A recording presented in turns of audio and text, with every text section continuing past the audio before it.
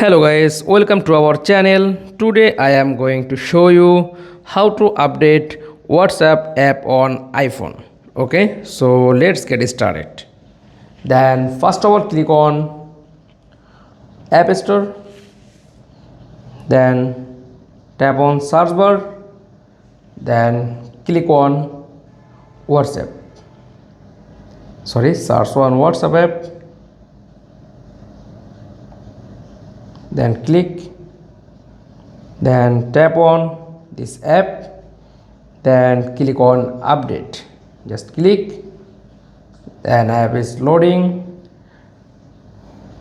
Just wait few minutes, then update done. That's all.